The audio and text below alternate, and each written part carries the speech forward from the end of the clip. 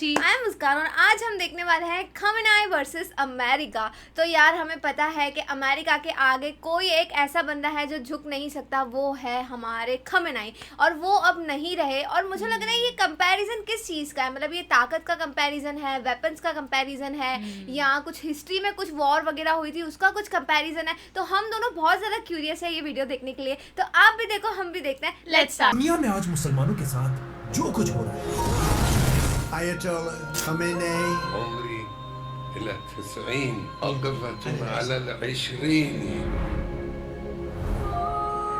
is dead. Yes, इस सब के बारे में आज से 1400 साल पहले एक दिन आप सल्लल्लाहु अलैहि वसल्लम ने 1400 सहाबा से साल पास्ट सीधा। दुनिया में एक वक्त ऐसा आएगा कि जब दुनिया की बाकी कौम We have the right man, we have the right leader of Israel.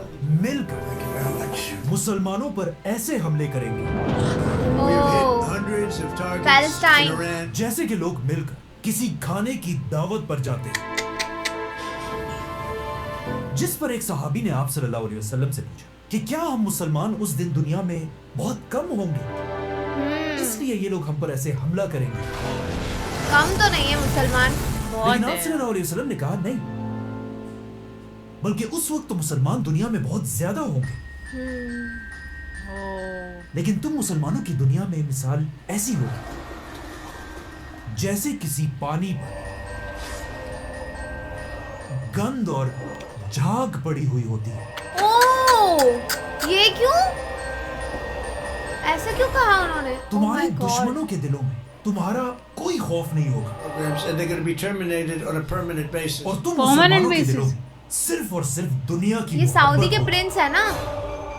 और मुसलमान मौत से डरेंगे। इस हदीस के बाद अगले 1000 साल तक मुसलमान ही पूरी दुनिया के सुपर पावर बहुत अच्छे से जानते हैं हम उनकी स्ट्रेंथ को। और इन 1000 सालों के दौरान पूरी दुनिया की कौम मुसलमानों की ताकत और फौजों से कामती थी। यस। और मुसलमान दुनिया के सुपर पावर इसलिए थे क्योंकि उस जमाने में दुनिया के सारे बड़े साइंटिस्ट मुसलमान ही थे। दुनिया की बेस्ट टेक्नोलॉजी बहुत ज्यादा मुसलमानों के पास थी। Knowledgeable wealthy people. और पूरी दुनिया मुसलमानों को ही फॉलो करती थी। इसीलिए इन 1000 सालों में हमेशा दुनिया में कोई ना कोई मुसलमान दुनिया का सबसे ताकतवर इंसान होता था। लेकिन आखिर 1000 साल बाद दुनिया में मुसलमानों की एक नई एम्पायर सामने आई और यही एम्पायर मुसलमानों की आखिरी सुपर पावर थी। और इस एम्पायर का नाम था उस्मानिया खिलाफत। उस्मानिया खिलाफत। अब यहाँ तक तो सब ठीक था, लेकिन यहाँ पर जब उस्मानिया खिलाफत अपनी ताकत की पीक पर थी, आखिर उस्मानिया खिलाफत ने मुसलमानों की हिस्ट्री की सबसे बड़ी गलती की। उस्मानिया क्या? खिलाफत के दौर में अचानक यूरोप में एक नई टेक्नोलॉजी इजाद हुई अच्छा। जिसका नाम था the printing press. Yes, the Printing printing press. Press movement. ये एक ऐसी 1440 मशीन में। जिससे किताबें तेजी से प्रिंट की जा सकती थी। ये हमने हिस्ट्री और बुक्स में आहिस्ता-आहिस्ता पढ़ा ये था। मशीन पूरे यूरोप में फैल गई और इस मशीन ने यूरोप को हमेशा के लिए बदल दिया। पूरी तरीके से। ओके, तो वेल्दी बन मतलब गया यूरोप यूरोप। भी इससे पहले इंडस्ट्रियल कई दिनों वाला पार्ट चालू अच्छा, अपने ओके, हाथों से इंडस्ट्रियलाइजेशन। एक किताब लिखता था। अब वो आदमी उतने ही दिनों में 100 इतनी किताबें। किताबें प्रिंट करने लगा। तो ऑफ कोर्स इसी मशीन की वजह से यूरोप के हर घर तक किताबें पहुंचने लगी। लेकिन जब ये मशीन उस जमाने की सुपर पावर उस्मानिया खिलाफत तक पहुंची, उस्मानिया खिलाफत के स्कॉलर्स और उलमा ने कहा कि ये टेक्नोलॉजी प्रिंटिंग प्रेस हराम है।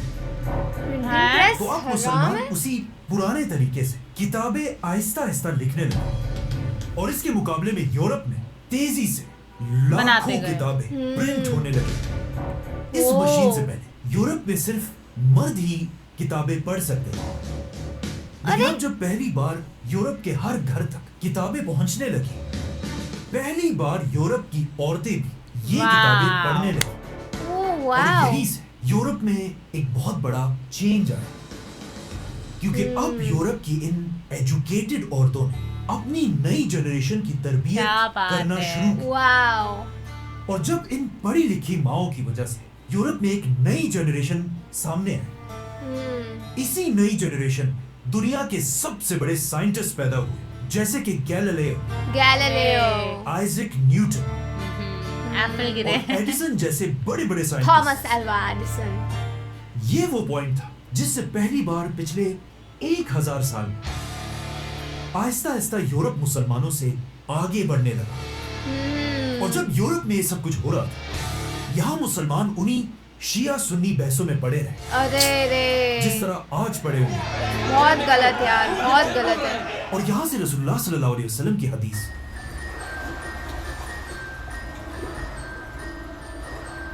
हैरी पॉटर की पूरे होने का वक्त शुरू हुआ, क्योंकि पहली बार यूरोप के बादशाहों के दिलों से मुसलमानों का खौफ आहिस्ता आहिस्ता निकलने लगा। क्योंकि आहिस्ता आहिस्ता दुनिया की सारी टेक्नोलॉजी यूरोप और अमेरिका में बनने लगी, ओह अच्छा। और मुसलमान बस आपस में बहसें बहस करते बहस रहे। करते रहे। और अब जब मुसलमानों के हाथों से आहिस्ता आहिस्ता ताकत जा रही थी, अचानक आउट ऑफ नोवेयर मुसलमानों पर तारीख का सबसे बड़ा अजाब आया, वर्ल्ड वॉर 1। ओह, वर्ल्ड वॉर 1।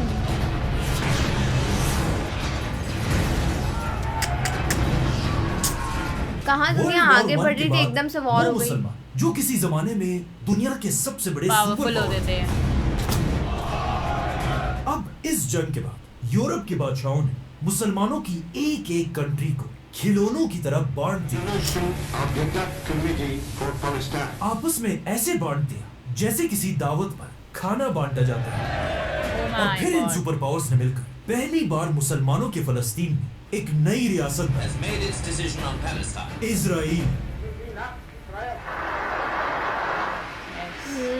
ऐसे बना था वर्ल्ड इजराइल। वॉर 1 के बाद जो तबाही मुसलमानों की शुरू हुई थी, वो आज तक उसी तरह चल रही है।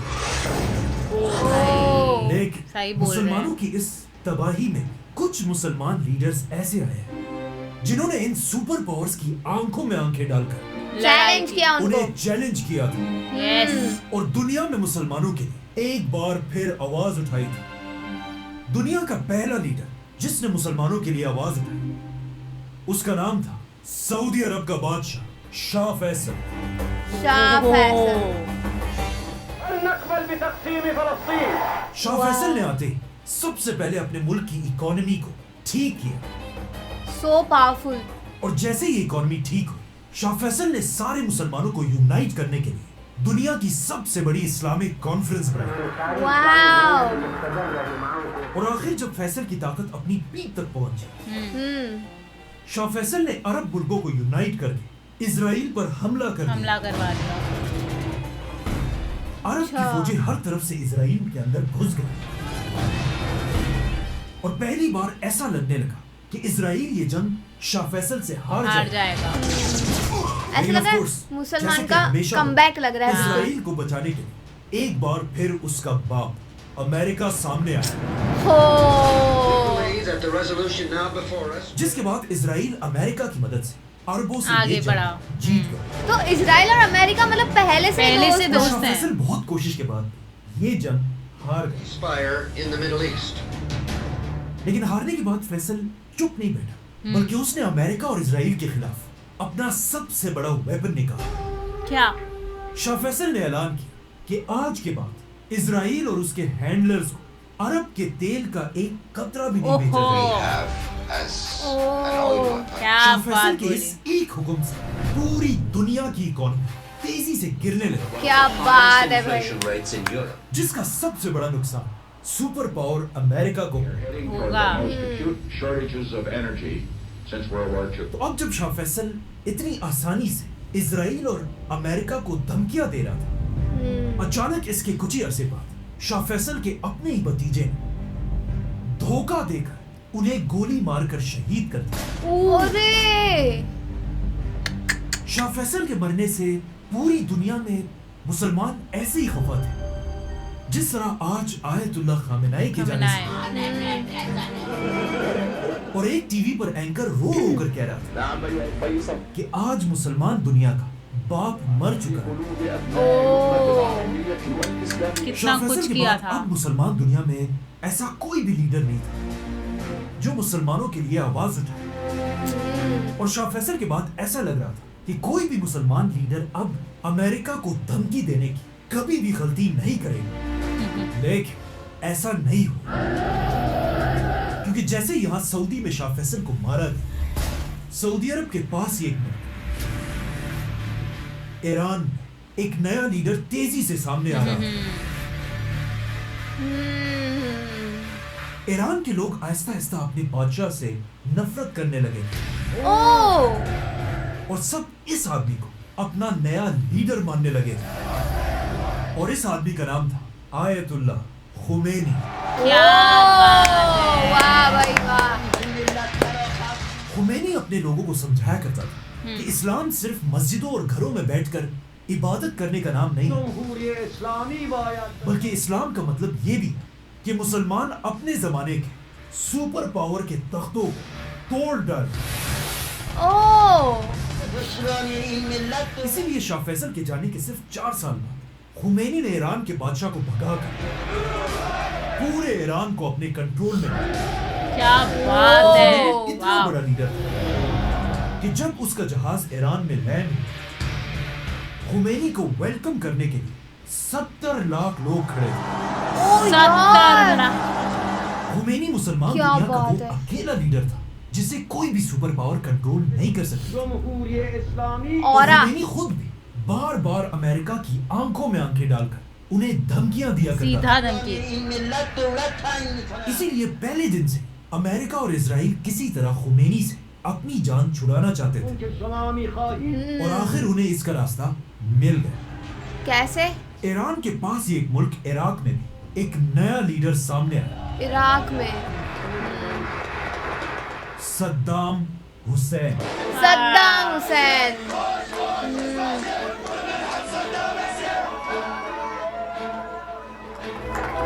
ओ सद्दाम भाई। हुसैन ने आते अमेरिका और इजराइल के कहने पर ईरान के खुमैनी पर हमला कर दिया अरे आते ही हमला। और एक बार फिर मुसलमानों की आपस में जंग शुरू हुई। अरे यार ये मुसलमानों का ही लॉस है सद्दाम इसमें। हुसैन का हमला इतना बड़ा था भाई क्या कर रहे हैं। कि खुमैनी की फौजें आहिस्ता आहिस्ता पीछे हटने लगी। और ऐसा लग रहा था कि सद्दाम हुसैन खुमैनी से ये जंग जीत जाएगा। यहाँ तक कि सद्दाम हुसैन ने खुमैनी को टीवी पर आकर दज्जाल भी कहा। الخميني يجوز يسأل يسأل كلمة دجال الدجال مرض. ओ माय अब जब गॉड। सद्दाम और खुमैनी की ये जंग चल रही थी, अचानक ईरान में सद्दाम हुसैन को सपोर्ट करने वाले एक ग्रुप ने ईरान के प्रेसिडेंट पर हमला किया। ये क्या हो गया? ईरान में उनके जिससे ईरान प्रेसिडेंट का पर। प्रेसिडेंट मर गया। इस हमले में खुमैनी का एक और भी स्टूडेंट बुरी तरह जख्मी हुआ था और उसका हाथ इस हमले से हमेशा के लिए पैरालाइज हो चुका था। अच्छा। इस स्टूडेंट का नाम था अली खामेनाई। ओके। स्टोरी है। प्रेसिडेंट नहीं था, इसीलिए जंग के दरमियान दोबारा प्रेसिडेंट के इलेक्शंस कराए गए और ये इलेक्शंस खुमैनी का यही स्टूडेंट अली खामेनाई जीत गए खोमेनी और पूरे एंड ईरान खामेनाई। का प्रेसिडेंट बन गए। باید خون گریست در جامعه اسلامی. अली खामेनाई के प्रेसिडेंट बनते जब उनसे एक इंटरव्यू लिया गया और उसमें पूछा गया कि आपका दुनिया में सबसे बड़ा राइवल दुश्मन कौन है। Who is your worst America. इस अमेरिका। वक्त ईरान एक मुसलमान मुल्क इराक से जंग में था, लेकिन इराक के साथ जंग में होने के बावजूद भी खामेनाई ने इराक का नाम नहीं लिया, बल्कि कहा हमारा सबसे बड़ा दुश्मन है آمریکا. अमेरिका। तो अब खुमैनी और खामेनाई मिलकर इराक के सद्दाम हुसैन के साथ लड़ने लगे ओ दो भाई दोनों तबाही। और आखिर 8 साल की जंग के बाद सद्दाम हुसैन और अमेरिका खुमैनी को नहीं हरा सके। 8 साल तक ये चली है जंग जंग। खत्म हो गई, लेकिन इस जंग के सिर्फ 1 साल बाद ईरान के सुप्रीम लीडर आयतुल्लाह खुमैनी इस दुनिया से चले गए। ओके। और खुमैनी का जनाजा इतना बड़ा था कि इस जनाजे में 1 करोड़ लोग शामिल थे, 1 करोड़। जो दुनिया का यार। सबसे बड़ा रिकॉर्ड था। क्या बात है खुमैनी के जाने भाई। के बाद अब पूरे ईरान में एक कंफ्यूजन थी कि ईरान का नया सुप्रीम लीडर अब कौन कौन होगा। होगा। इसीलिए ईरान के सबसे बड़े स्कॉलर्स की एक बहुत बड़ी मीटिंग हुई और सब ने मिलकर खुमैनी के स्टूडेंट अली खामेनाई को ईरान का नया सुप्रीम लीडर बनाया। باید خون گریست वाह در भाई वाह। جامعه اسلامی. जैसे ही खामेनाई ईरान का सुप्रीम लीडर बना, دو سوم شاه खामेनाई के सामने उसकी जिंदगी के दो सबसे बड़े मसले आए। पहला मसला ये था, अमेरिका ने बहाने बनाकर ईरान के पास सारे Muslim countries Qatar, UAE, Saudi, Iraq सब में अपने बड़े बड़े मिलिट्री बेसिस बेसिस बना रखे हैं। हाँ और इन मुसलमान कंट्रीज ने आराम से अमेरिका को अपने कंट्रीज के अंदर आने अलाउ की कर इजाजत दिया। दी। वही तो अब अमेरिका के इन बेसिस ने ईरान को हर तरफ से घेरा हुआ है। ये तो था खामेनाई का एक बड़ा मसला। लेकिन दूसरा मसला ये था बहुत बड़ा कि जब मसला है। खामेनाई सुप्रीम लीडर बने, उसके कुछ ही अरसे बाद ईरान से बहुत दूर इजराइल का भी एक नया लीडर तेजी से सामने आ रहा था। और इजराइल का ये लीडर आगे जाकर खामेनाई की जिंदगी का सबसे बड़ा दुश्मन बना। दुश्मन बन और इस लीडर का नाम था Benjamin Netanyahu. Okay must stand together. जैसे ही नेतन्याहू इजराइल का प्राइम मिनिस्टर बना, वो पहले ही दिन से अपनी हर स्पीच में कहा करता था कि दुनिया में दो मुसलमान लीडर्स ऐसे हैं जिन पर पूरी दुनिया को मिलकर हमला करना चाहिए। इराक का Saddam Hussain If you take out Saddam's regime, I guarantee that it will have enormous positive reverberations on the region. और अच्छा, ईरान का positive supreme leader reverberations. Ayatollah Khamenei. And the stop atomic bomb scientists, well, they're gone too. Iran as अब well. Netanyahu तो पहले ही दिन से किसी तरह इराक और ईरान पर हमला करना चाहता था, जिसके लिए उसे सुपर पावर अमेरिका की मदद की जरूरत जरूरत है। बिल थी। क्लिंटन। तो अब नेतन्याहू दुनिया में एक ऐसे बहाने का इंतजार कर रहा था जिससे वो किसी तरह अमेरिका के साथ इन दोनों मुल्कों पर हमला करे। और आखिर अचानक एक दिन ऐसा ही हुआ। आज से 25 साल पहले अमेरिका के वर्ल्ड ट्रेड सेंटर्स पर हमला हुआ, अच्छा twin towers. The very freedom. 9/11 I guess. जिसमें हजारों अमेरिकन मारे गए और अमेरिका का बच्चा बच्चा इस हमले का बदला लेने के लिए तैयार था। तैयार था एकदम। अब इस हमले के बाद पूरी दुनिया को ये बात क्लियर हो चुकी कि अमेरिका अब एक जख्मी शेर की तरह दुनिया में किसी पर कभी भी हमला कर सकता है। And we responded with the best of America. तो सबसे पहले अमेरिका ने अफगानिस्तान पर हमला The किया। United States military has Afghanistan begun पे, strikes हाँ। in Afghanistan. लेकिन जब अमेरिका अफगानिस्तान में बिजी था, इजराइल का नेतन्याहू बार बार अमेरिका पर प्रेशर डाल रहा था कि वो अफगानिस्तान के साथ साथ इराक इराक के के सद्दाम साथ। हुसैन पर भी हमला करे। ओह, Nuclear threat from Iraq. लगे हाथों The उन choice पे of भी कर Iraq दो is a हमला। good choice. It's the right choice. और इराक पर इस हमले के लिए उसने पूरी दुनिया के सामने बड़े बड़े झूठ बोले Nuclear threat from Iraq. कि सद्दाम हुसैन एटम बॉम्ब बनाने वाला है। ओह, Using weapons of हाँ, mass destruction. और आखिर उसने थ्रेट झूठ है ये बोल वो बोल बोल दिया। पूरी दुनिया को कन्विंस कर Those militias in Iraq, और अमेरिका ने अपनी पूरी ताकत के साथ सद्दाम हुसैन पर हमला कर दिया। अमेरिका ने इराक पर हमला कर दिया। फिर सद्दाम हुसैन, उसके बेटों और लाखों इराकियों को मार डाला ओह माय गॉड। और पूरे इराक पर कब्जा कर लिया। लेकिन इसके बाद पूरी दुनिया ने देखा कि इराक के पास असल में कोई एटम बॉम्ब था ही नहीं, बल्कि ये हमला अमेरिका और नेतन्याहू ने झूठ मिलके प्लान किया। था, झूठ बोल Let's के। destroy the same regime. और आगे जाकर उन्होंने ये बात खुद भी मानी कि उन्होंने इराक में लाखों लोगों को बगैर किसी वजह के शहीद किया था। The war in Iraq was a big fat mistake. George Bush made a mistake. Big fat mistake. Iraq अब को मिस्टेक तबाह करने अब के बाद रियलाइज हो रहा है। लोग नेतन्याहू थोड़ी को आएंगे वापस। थोड़ी सी शर्म भी नहीं है।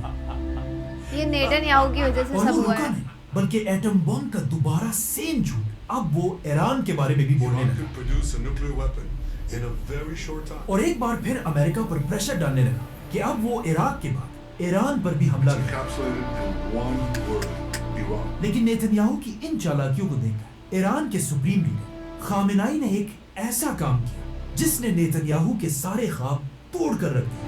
ओह, अचानक ईरान के सुप्रीम लीडर ने ऐलान किया कि ईरान कभी भी एटम बॉम्ब नहीं बनाएगा, क्योंकि अच्छा। इस्लाम में एटम बम बनाना है हराम है। हराम है। ममनू है, हराम है। तो अब इजराइल अपना सर पकड़कर बैठा हुआ था कि अब वो कैसे? कौन से अब नए क्या झूठ बोले? बहाने से ईरान पर हमला करे।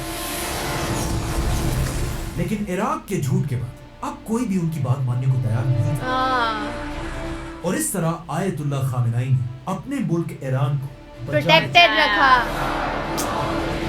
लेकिन इसके कुछ साल बाद जब एक बार फिर 2009 इजराइल का प्राइम मिनिस्टर बना, ये कितने सालों से है भाई? वो दोबारा ईरान जीत पर गया फिर एटम से बॉम्ब का झूठा इल्जाम लगाने लगा। Iran was rapidly developing a massive nuclear इनका लाइफ weapons गोल ये है, ईरान इराक ईरान कि इराक सिर्फ कुछ बस। महीनों में ईरान एटम बम बनाने वाला है। In a very short और time, पिछले 25 साल से बार-बार नेतन्याहू अमेरिका पर प्रेशर डालता है Iran must be stopped. कि बिल्कुल इराक के सद्दाम हुसैन की If you take out Saddam, America इस बार ईरान पर भी हमला करे। Iran has not given up its nuclear ambition. लेकिन पिछले 25 साल से अमेरिका ने इराक में की गई गलती George Bush made a mistake. Big दोबारा फैट नहीं मिस्टेक। और अमेरिका में एक शख्स ऐसा था जो हमेशा ईरान पर हमला करने के सख्त खिलाफ था, Donald Trump. I will not allow it. It's not going to happen. Not allowing Israel. Trump हमेशा से कहता था कि हमें कि अब ईरान पर नहीं हमला करेंगे। बल्कि उनसे डील करनी चाहिए। Well, I'd love to avoid the conflict.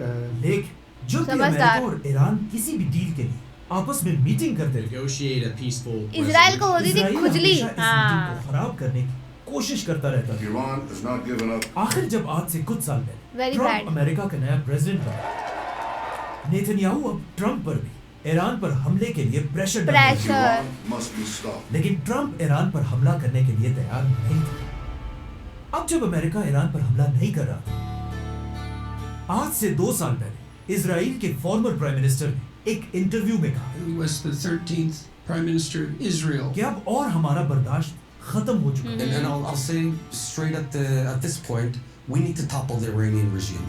Iran बिल्कुल एक क्यों? ऑक्टोपस की तरह है, Against Iran, and Octopus? I called it the octopus. जिसका बहुत सारे- सर खुद ईरान है ओके। और उसके हाथ इजराइल के हर तरफ फैले हुए हैं। With its arms all across the Middle East. पिछले 25 साल से हम इस ऑक्टोपस के एक-एक हाथ से अलग-अलग लड़ रहे हैं। Fighting those fingertips of the octopus. लेकिन अब अच्छा। हम और इन हाथों से नहीं, बल्कि सीधा ऑक्टोपस के सर पर वार करेंगे। The goddamn head of the octopus. और इस ऑक्टोपस का सर है ईरान का supreme leader Ayatollah Khamenei. Topple the goddamn head of the octopus. मतलब आज से 2 साल पहले इजराइल ने अपनी पूरी ताकत के साथ अमेरिका पर प्रेशर डालना शुरू कर If I दिया had to say what is our greatest challenge in the Middle East, one word: Iran. कि वो अपनी ईरान। पूरी ताकत के साथ ईरान पर हमला कर। लेकिन ट्रंप का तब भी वही पुराना स्टांस था। कि वो नहीं यहाँ तक कि करेगा, कहा जाता है नेगोशिएट करेगा। नेतन्याहू के प्रेशर से तंग आकर एक दिन डोनाल्ड ट्रंप ने अपने सोशल मीडिया पर नेतन्याहू के खिलाफ एक पोस्ट भी शेयर की। अच्छा, वो इरिटेट हो गए थे। criticizing Israeli Prime Minister Benjamin Netanyahu. He's a deep, dark son of a bitch. कि नेतन्याहू अमेरिका को ईरान से जंग के लिए मजबूर कर रहा है। इस पोस्ट के बाद ट्रंप ने इजराइल के खिलाफ ये भी कहा। But I'm not allowing Israel to annex the West Bank. और जब इजराइल ने कतर पर हमला किया, तब भी ट्रंप ने नेतन्याहू के खिलाफ ये कहा। I was very unhappy about it. और फिर नेतन्याहू को अपने ऑफिस बुलाकर पूरी दुनिया के सामने नेतन्याहू से कतर के अमीर को फोन कराया ओह। और पूरी दुनिया के सामने नेतन्याहू से माफी मंगवाई। We had a phone call today just to. Netanyahu has apologized. Apologizes to in Qatar. सारी बातों से ऐसा लग रहा था कि नेतन्याहू ट्रंप को कंट्रोल नहीं कर सके नहीं कर और सकता। ट्रंप अपने 25 साल पुराने Dominance स्टांस दिख पर रहा है ही खड़ा ट्रंप का। रहेगा। But I'm not allowing Israel to annex the West Bank. लेकिन फिर आखिर ऐसा हुआ क्या कि अचानक ट्रंप ने अपने 25 साल की बातों को Exactly. नेतन्याहू की बात मान ली और ईरान पर हमला कर The दिया। United States is ramping up its attacks on Iran. ये वही रीजन है जो हम सोच रहे हैं आई गेस। जब ट्रंप नेतन्याहू की बातों को मानने के लिए तैयार नहीं था, अचानक अमेरिका में एक बहुत बड़ा स्कैंडल सामने आया। Epstein The files. Epstein files। We all know that. Epstein मुझे लग ही रहा था। files, of the Epstein files. Documents from the Epstein files. In files में दुनिया के बड़े-बड़े लोग एक्सपोज हुए, जैसे कि bill bill Clinton, Clinton. Bill Gates और डोनाल्ड ट्रंप, जिससे पूरे अमेरिका में सिर्फ एक ही डिबेट चल रही थी, Yeah, जिनका I've seen ट्रंप के this पास clip. कोई जवाब नहीं था। You are the worst reporter. ये ट्रंप की ये जिंदगी कभी का आंसर नहीं सबसे करते, बड़ा रिपोर्टर को गाली देते हैं। एप्स्टीन फाइल्स में लाखों सीक्रेट पेजेस रिलीज किए गए, लेकिन अब भी कहा जाता है इन सारे पेजेस में 53 पेजेस ऐसे हैं जिन्हें छुपाया गया है। क्यों भाई? और कहा जाता है यही वो फाइल्स हैं जिनमें ट्रंप के बारे में सबसे खतरनाक क्राइम्स लिखे हुए हैं। और कहा जाता है यही वो प्रेशर था जिसे ट्रम्प बर्दाश्त नहीं कर सका। अच्छा, तो इसीलिए ब्लैकमेल ट्रम्प ने कर रहे अपने थे। 25 साल पुराने स्टांस को अचानक बदल दिया एकदम और से। इन फाइल्स के रिलीज होते ही नेतन्याहू को अमेरिका में एक बहुत बड़ी दावत पर बुलाया। इस कॉन्फ्रेंस में ट्रम्प बिल्कुल बदल चुका था और अब नेतन्याहू की हर बात मानने के लिए पपेट बिल्कुल बन गए तैयार था। उनके। जिसके बाद अचानक ट्रम्प एक दिन टीवी पर आया और बिल्कुल आज से ऑलमोस्ट 25 साल पहले जिस तरह बुश ने इराक पर हमला किया था, Saddam Hussein and his sons must leave Iraq within 48 hours. Trump ने भी ईरान पर हमले का ऐलान किया। United States military began major combat operations in Iran. Trump और नेतन्याहू ने मिलकर ईरान पर हमला कर दिया। ओ भाई, खत्म कर और दिया। पहले दिन ईरान के एक स्कूल में 160 बच्चियों को शहीद कर दिया। ये तो बहुत बड़ा पाप हो गया है यार। और जैसे ही जंग शुरू हुई, ईरान को भी फाइनली मौका मिला कि वो अमेरिका के उन बेसिस को टारगेट करे जो इससे 40 साल पहले अमेरिका ने मुसलमान कंट्रीज में बनाए थे। अच्छा, कुछ लोग आज ये भी कह रहे हैं कि ईरान क्यों इन मुसलमान कंट्रीज पर हमला कर रहा है।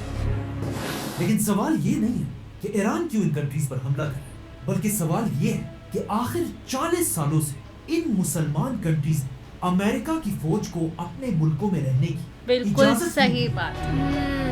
ये वही बेसिस थे जिनसे अमेरिका पूरी मुसलमान दुनिया को हर वक्त धमकाता रहता था। Major combat operations in Iran. इसीलिए आज ईरान ने एक एक करके इन सारे बेसिस पर हमला किया।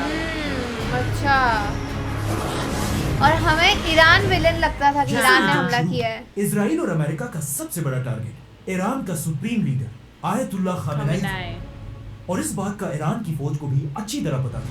इसीलिए कहा जाता है खामेनेई को उसी के ऑफिस के नीचे एक बंकर में सेफ रखा गया था। भाई उड़ा दिया गया। वो बंकर बस्टर्स थे ना वो। 6 बजे इजराइल के 200 फाइटर जेट्स तेजी से ईरान के कैपिटल की तरफ रवाना हुए।